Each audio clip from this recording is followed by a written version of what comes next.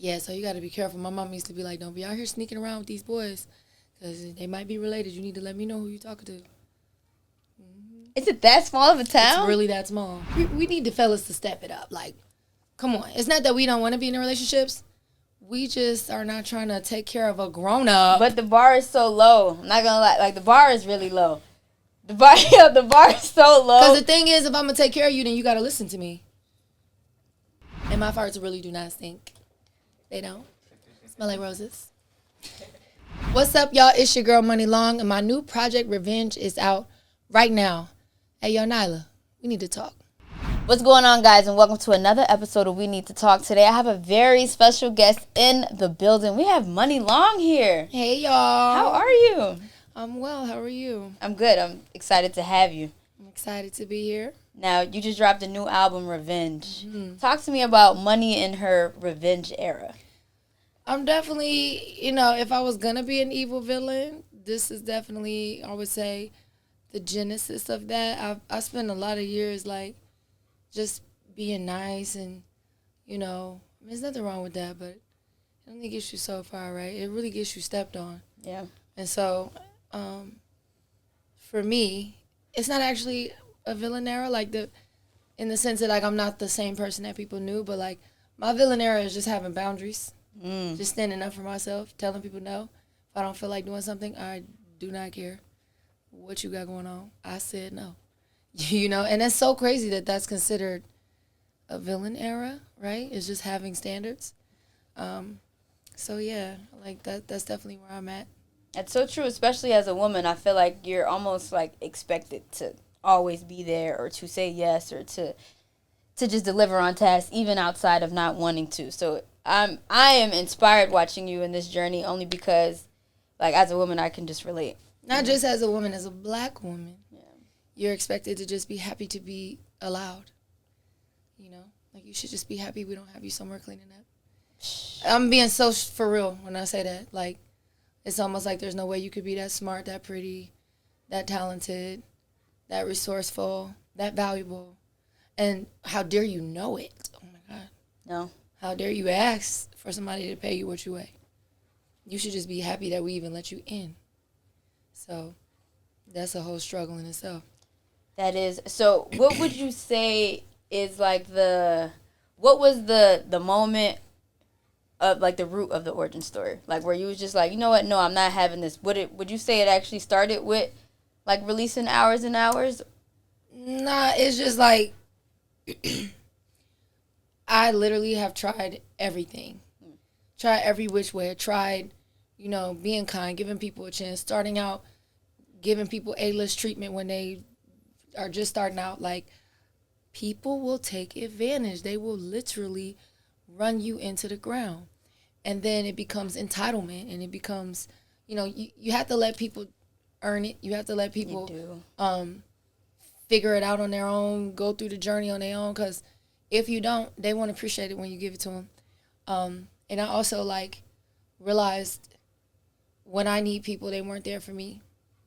And so when I started the Muni Long journey, it literally was just me and a handful of people, 4 people. That's it. It was I need y'all.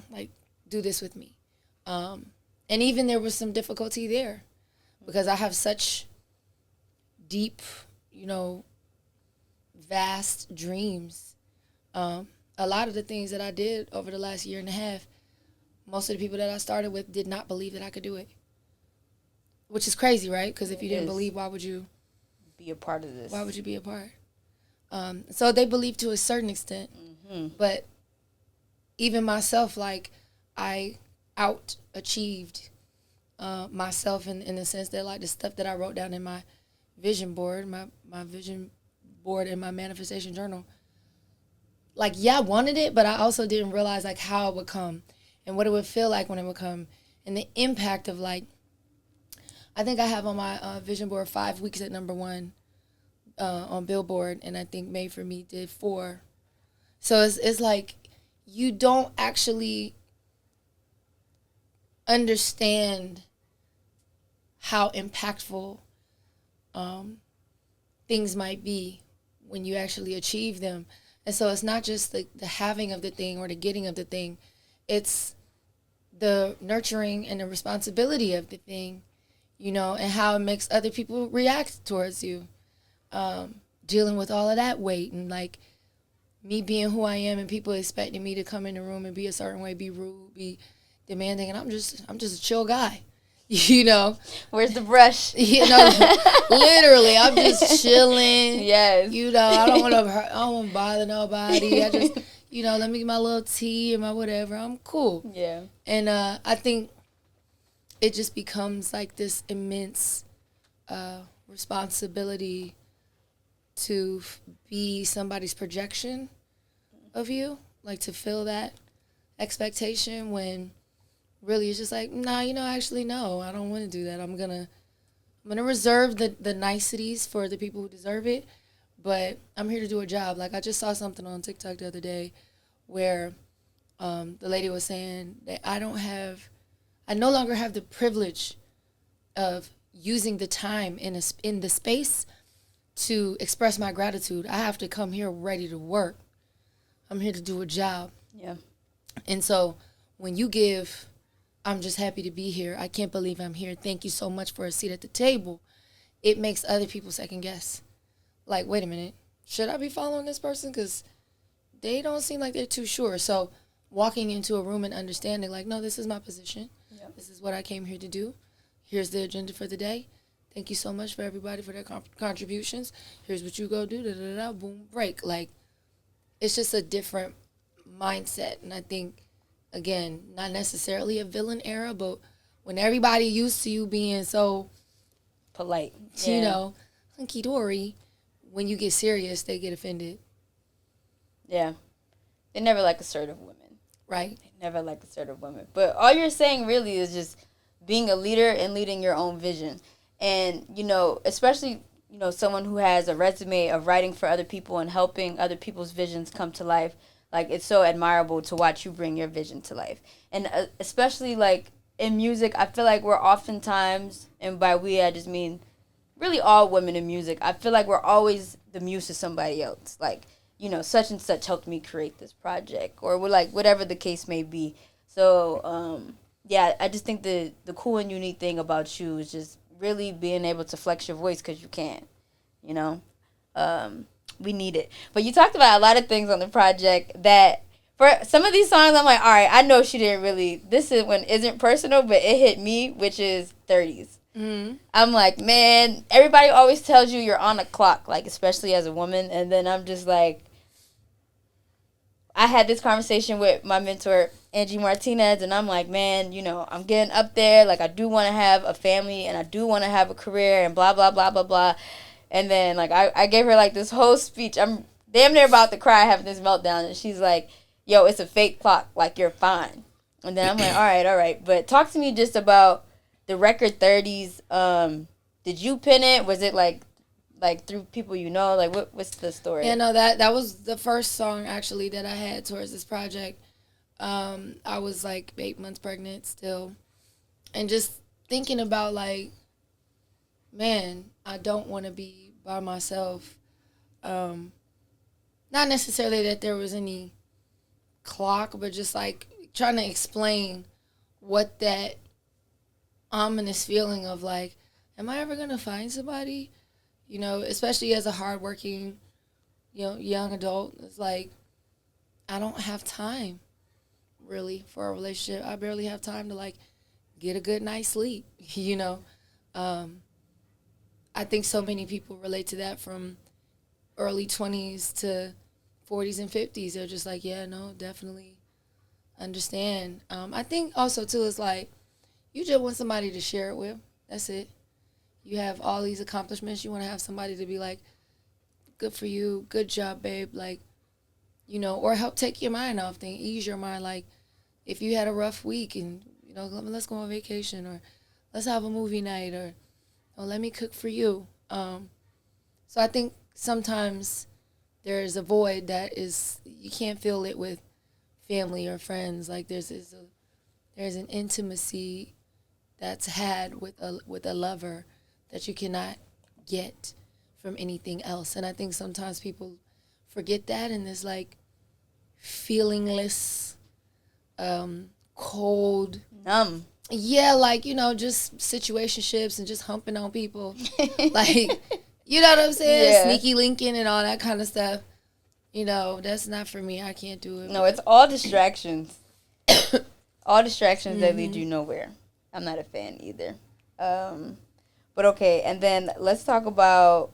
Actually, let's start with Superpowers, the first record on there. I thought it was really dope because it's just a good parallel to life. Like, you know what, my powers work here and here and here, but why is it not working with you? Like, what is that? But do you think, or I guess when you were making the record, do you think it's like dealing with somebody for so long that they're just unimpressed with your superpowers, or is it more so just like it just doesn't work with you? Like, it's just God. I think it could be a lot of things. I think it could be, you know, you guys are not in alignment. Yeah.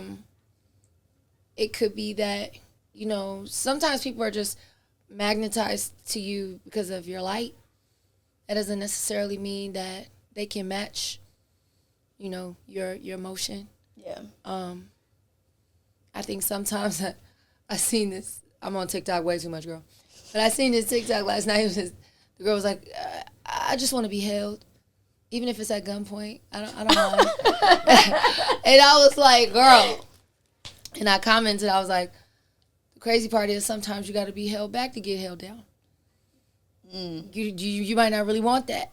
You know what I'm saying? Because we see it a lot where relationships take precedent over your career. Yep. Especially for women. You know, we see so many women. It even happened with me. Like, you get pregnant at the height of your success. And how do you handle that?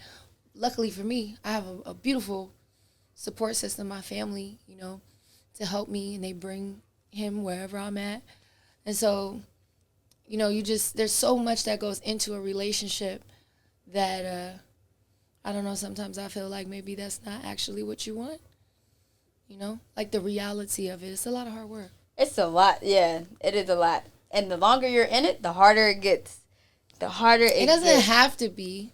It doesn't have to be. And I think it gets hard when you stop growing. Mm-hmm. I mean, life is like that too. You know, life gets hard when you feel like you already know everything. And you don't have to ask no questions. You don't have to learn nothing else. So, yeah, like, relationships don't have to be hard. It's what you make it. Like, if each person is willing to do their part and grow and mature and bring some new light and new life into the relationship, try new things. You know, you're supposed to be going on this life experience journey together. Versus, like, I'm over here doing these things and you just looking at me mad because I'm, you know what I mean? Yeah. Because I'm not making you dinner. That's kind of crazy. It is definitely crazy. It's definitely crazy. Yeah. No, I felt that. There was something you said in there. Oh, yes. I love the fact that you got a support system with your child. How are you managing mom life and career? Because, you know, I noticed, I haven't had a baby yet, but I noticed in, like, my close friends just the change in them and their instincts, and, like, it's actually really impressive. Like, the older I get, the more friends I have who entered this phase of life, I'm, like, just in awe of, like, the capacity that women hold. Yeah, so just talk to me about that. I think it definitely makes me more protective, more fierce, just over what I will and won't do, what I will not allow myself to entertain.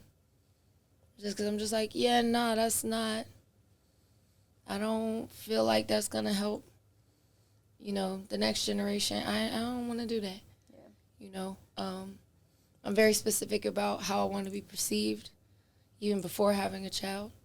But now it's just like, it's just certain stuff that it's not worth it to spend the time away from my baby if it's not, you know, helping me go in the direction I want to go, paying me, helping me towards the goals that I've set.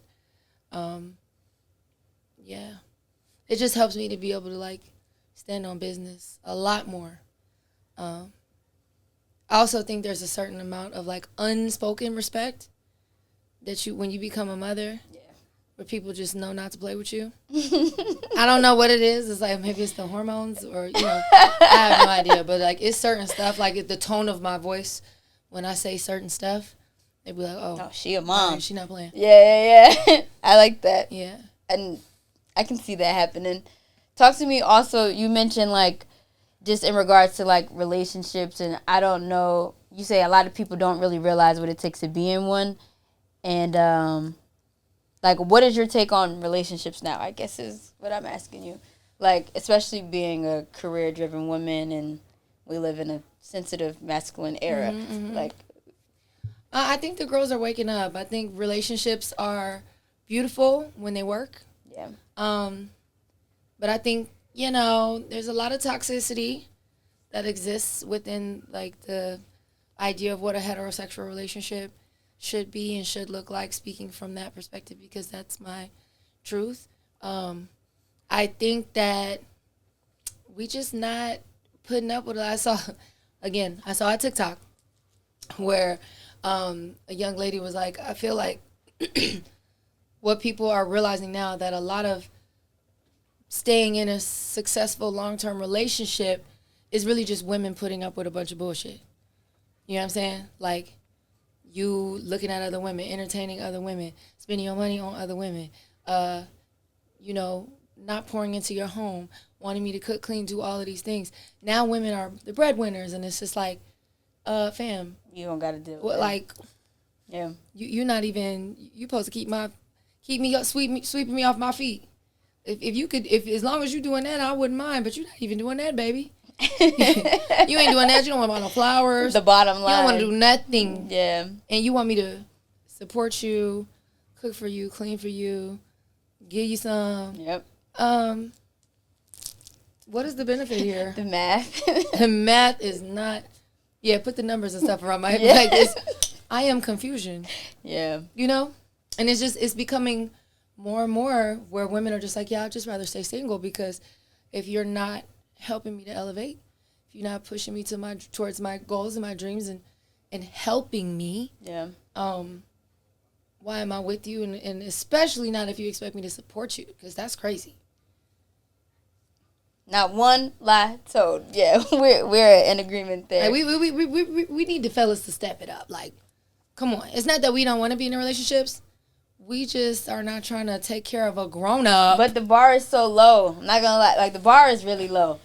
The bar is so low. Because the thing is, if I'm going to take care of you, then you got to listen to me. Isn't that... That's terrible. Seriously. Because I'm not going to lie to you. If a man is taking care of me, I don't have nothing to say. Yes, baby, what you need? You hungry? True. So if you can't... You can't tell me what to do and you're not paying for nothing. That's insane. Man. But what if he can pay? What if y'all are equal? That's what I'm saying. Then you'll listen. If you taking care of me, I don't have no problem doing what you asked me to do. Okay. Yes, absolutely. You want dinner on the table? I got you. But it's just unequally yoked. Like, it's not reciprocated. It's not reciprocated. You know what I'm saying? And it's like, the bare minimum is telling you you're beautiful, flowers. I know we have this conversation all the time in culture, but it's true. It's like, it's the experience that a lot of young women are having. And I've had, like, the white picket fence and the ring, and like I had all that. It don't mean nothing if the person isn't pouring into you. Yeah. You know what I'm saying? Because really, at the end of the day, when all of that stuff is stripped away, it's just you and that other person. What do you really have to offer? Yeah. You know what I'm saying? Like, if we didn't have none of this stuff, what do we have? You know? And I think it's really powerful when you can align with someone and you guys can, where two or more are gathered, there God is in the midst, right? Yep. It says that in the word, about how you manifest things, right? It's really powerful when you align with somebody and you guys can create this world. But if I'm the one creating and it's just me creating, and whenever I create you mad, it's just like... It's just a terrible situation. Sweetie. No, it's... Go find you somebody that you like, because it's clearly not me. But it's so sad, and I really want it to be more normalized. Like, Charlamagne is somebody who I roll with all the time. And, you know, he has a wife, He involves her. He leads her. I have other mentors who don't really have, or she leads him, I should say, actually. She leads him, even though nobody knows who she is. You know what I'm saying? And then I have, like, other mentors who are unmarried, who aren't led, and they're, you know, still outside partying. They're still X, Y, and Z. And it's just a different level of growth for both parties, for the man and for the woman. So yeah, you shouldn't be in a relationship if you're not ready to just really be humble. And, you know, there's a certain level of humility you have to be a partner. Yeah. You know, to let someone into your everyday. And then when somebody gives you that level of access, to not wreck shop. Like, yeah. Man. Like, but I think that's where they fuck up every time. They, like, on both ends, too. Women do it fair. and men do it. It's like, yeah. You know where I'm fair. at. I give you all this access, and now you running them up. Yeah. It's like, nah, like... there's a lot of give and take. It just takes a lot of maturity. Yeah. And honestly, I just don't think a lot of people are even ready to be in relationships. They really just need to take time with self and figure out who you are as a person. Get centered and get right within yourself before you go trying to connect with other people. That's true. But people just have no idea of even how to or where to begin with that. Like, how to connect with yourself. Nobody's connected with that. Everybody's connected on Twitter, Instagram, Yeah, I was going to say, Facebook. well, you're not going to find it on the internet. Yeah. You know, you really have to, like, go outside and touch grass, climb a mountain, something. Yeah. You know what I'm saying? Do something that's going to break you down a little bit.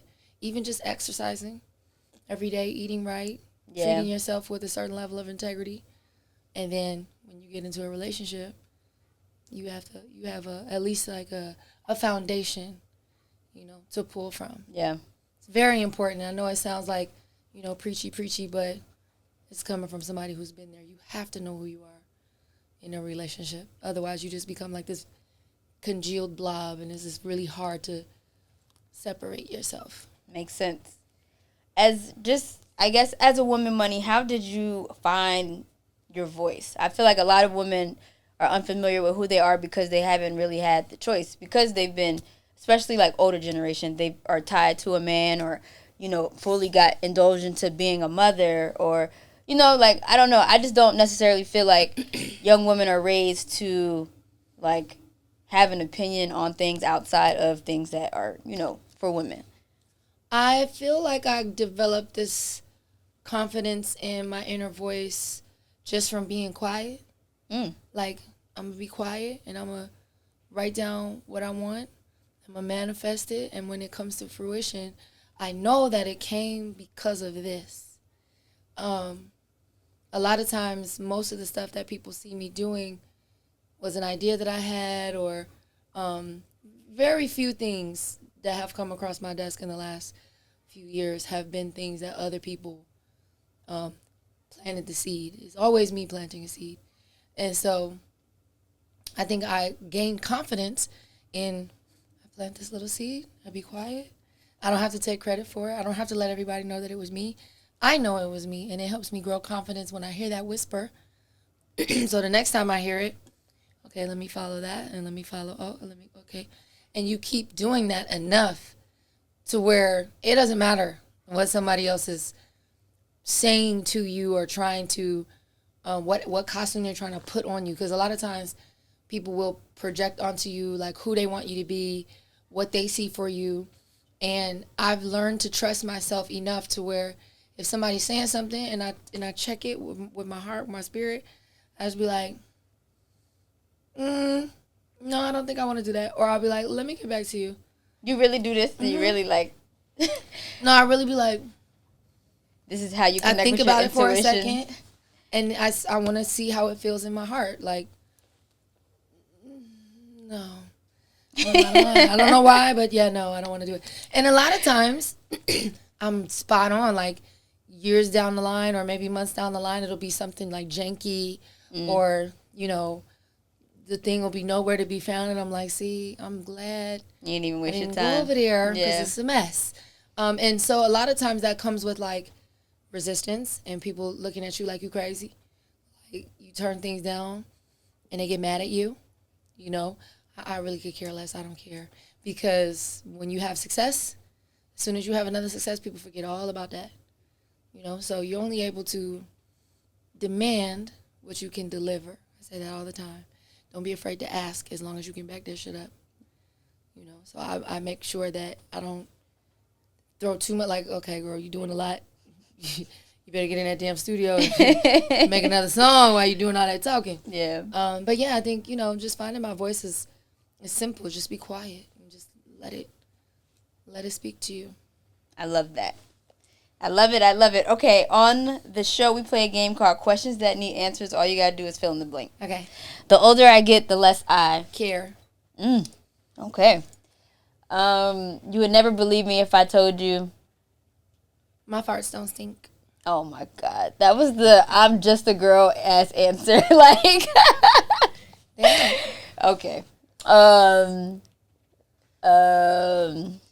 Sometimes I look back at my life and shake my head because, damn, girl. Oh, God, I did some stupid. Nothing wrong with that. From time to time, it's good to cry. Even though when I do cry, it's only for like 3 to 5 minutes just because I'll be like, yeah, okay, I'm bored. I'm over it. Are you a Capricorn? I'm a Virgo. Earth sign. Oh. Yeah. Why? Interesting. Because that statement is so wild. I only cry for like 3 minutes and then I'm over what? It. Yeah, this is not fun. I want to do fun things. Crying is not fun. What's your moon sign? Scorpio. Oh, my God. Evil villain. Yeah. Oh, my God. Okay. And you know your rising?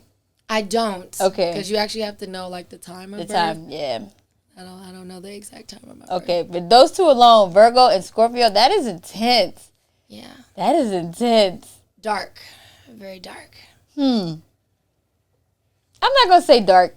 It's definitely dark. It's you dark. Feel yeah, dark? No, it's dark energy for sure. I think the dark energy is on the Scorpio side, though. The Virgo's not dark. Virgos, yeah. Virgos are intense. Yeah. But dark, I can see Scorpio dark, yeah. No, like, definitely, like, some of the stuff that be going through my mind when stuff happened, I just be laughing like, oh, I can't say that out loud. Okay, moving on.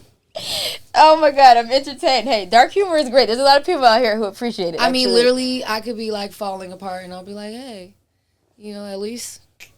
whatever, something very inappropriate. Have you scared people with those type of jokes? Oh, absolutely. Yeah. I can recall a couple conversations where I was like, yeah, I think I'm crazy, don't you? Yeah. I'm into it. If you ever want to share, please do. 3 things I would tell my 18-year-old self are... stop spending money on niggas. Number 1.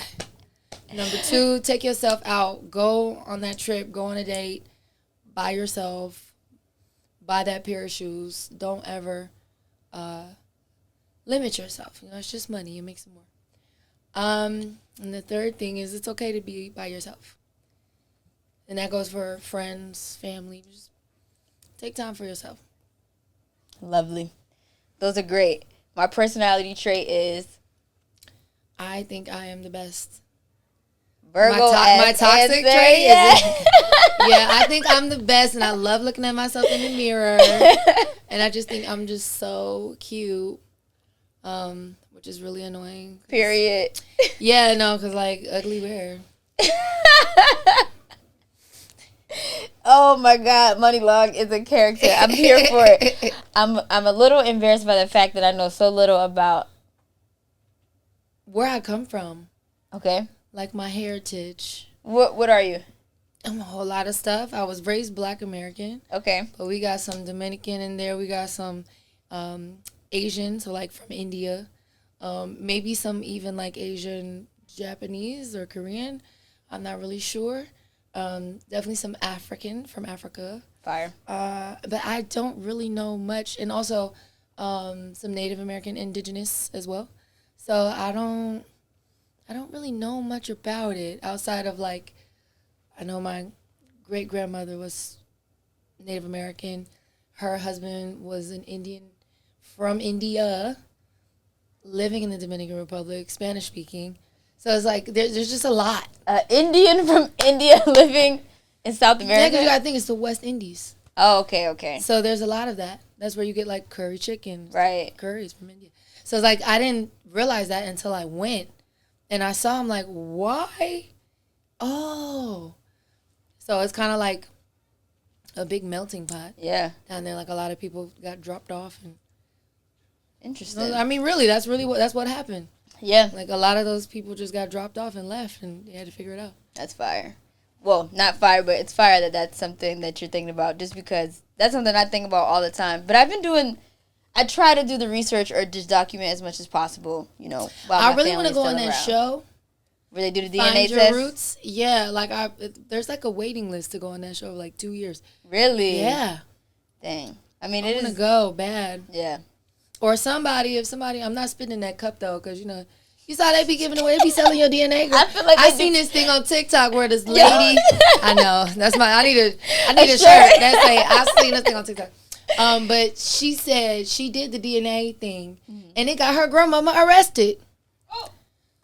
Yeah, because apparently she had killed somebody or buried her baby. No. She killed her daughter. No. And that's how they found the granny, was through her DNA. That's in jail. Nuts. That she deserved to go to jail, but yeah, she did. That's still crazy. So I ain't spitting no cups. I don't want nobody to go to jail. You. See, yeah, I don't know. Would you do just like the regular kit with like the Ancestry.com I would do like kit? A personal person, like a private. Okay. Something like pay a person to go and track stuff down. A person who might have the resources to like trace my lineage and figure out where I came from and who I'm related to and all of those things. I know I got a lot of cousins in the industry, but we want to find out where we all came from. Everybody got a fucking... and that's why, honestly, especially as, like, the black culture in America gets dominated by other races, like, those of us who are left, we are really cousins. Like, for real. I really feel... Like, we're not about to be here much longer. We probably got, like, another 50... 100 years, and I'll be gone by then. That's fine. But black Americans will be too. There'll be like a quarter less. You mean people. Like on Earth, or? Yeah, I mean black Americans only exist here. Most okay, of us got you. The I thought you meant like the Earth was gonna. No. I'm just saying like us and our culture, like we're being watered down more and more with all the. Yeah, I mean we're being watered down. Plus. Just like now Africans are coming to America. So like out of the 8% that we make up in the country, like black Americans are like half of that. So like it's like they're black, but they're black with different cultural backgrounds. Right. So ours is like dwindling, and we just have to preserve it because we are really cousins at this point. Right. You got to be careful. You might be hunching your distant relative. No, for real, because where I'm from, literally, I have dated a cousin before. No, yes. By where marriage, but still, Florida. Oh, it's very small. What part? Gifford. It's a place called Gifford. You never heard of it? My family's from Tampa. Okay, so we're like here from Tampa. West Palm. Okay, got it. Yeah, so you got to be careful. My mom used to be like, "Don't be out here sneaking around with these boys, because they might be related. You need to let me know who you're talking to." Is it that small of a town? It's really that small. That's nuts. Yeah. Some of the people never leave. Like, yeah. They don't even go across the train track to the beach. Small town vibes. I'm about to go back for Thanksgiving. Enjoy that. That. You can take a rest from the villain era. You know what I'm saying? Like I'm still going to be an evil villain. Everywhere I go. She said, I am not breaking character. No, we're going to stay here for a minute. I'm loving it. I like it too. I'm loving it too. What else can we expect from Money? Top of the year. I know you got something planned. We got nominated for 4 Grammys. So the Grammy season this year is going to be really, really fun. Yeah. I got some really cool performances coming up. I'm singing at the White House for Christmas tree lighting. Fire. In a couple of weeks. Next week. And I'm so excited for like new music. Like I just spent 5 days in Atlanta and made a new project. Oh, I'm really excited. Wait, is this a B Cox JD production? No. Oh, okay. No. Well, you guys already got it. Like, of course I'm gonna work with them, but like I work so fast and I write so fast that if you're not there, you'll miss it. So JD and B Cox, they off on the. They got their own stuff going on. JD's doing residencies. And so trying to catch him is a little bit of a challenge right now, but I went back in with Tricky, who executive produced this Revenge project, and we just knocked it out. Like me, Tricky, Dream, Teir, my producer Charlie. So yeah, it's pretty much the same team that did Revenge. And what are we talking about? Where it's are we just at? Pure R&B. Okay. It's like what we remember, like love making music, ballads, emotional ballads. So a couple fun things on there. What about features? I haven't gone that far yet. Okay. Actually, I'm okay with not doing features, honestly. I really am. Like, unless the artist really wants to work with me. I feel like you don't put a lot of features on your personal projects, but you do be giving people a hook. I do features. Yeah. I will do it. But again, those are things that people request of me. Yeah. I loved you and Tusi. Thank you. Loved you and Alex Vaughn. I like hook giving money. Oh, thank you. It's a sure thing, yeah. Thank you. Actually, you know that Alex Vaughn record, she had that for a long time, and I heard it and I actually wanted to cut it. And she was like, "No, girl, I'm keeping this." I was like, "Okay, well, let me know, girl." And then when she got ready to put it out, I was like, "Yo, what's up with that record? Like, can I do a feature? Like, what's up?" And that's how that one happened. And then Tusi, I actually didn't write that hook either. That was Nisha Charles and Lunch Money Lewis and Jeff Giddy, who produced Ruin Me. And he played it for me, and I was like, can I cut, like, what's up with this song? Originally, I wanted to give it to Central C, but he was like, yeah, that's not my style, I don't do that. Which I didn't realize at the time he was a bad man. You know, he's a shotter. And so, totally understood. We went in a different direction, and it's doing really well with 2C, actually, right now. I think they're really pushing it at radio, so. Yeah. Shout out to 2C. That was easily my favorite song on the project. Thank you. Yeah. But, okay, so new album on the way. All right. Top of next year. I mean, basically, I'm spoken for all the way up till July. We got Coachella. It's a whole bunch of stuff. I'm doing Essence Fest as well. I love it for you. Yeah. I do. I'm a fan. Yeah. I mean, I already know what I'm doing all the way till the end of July.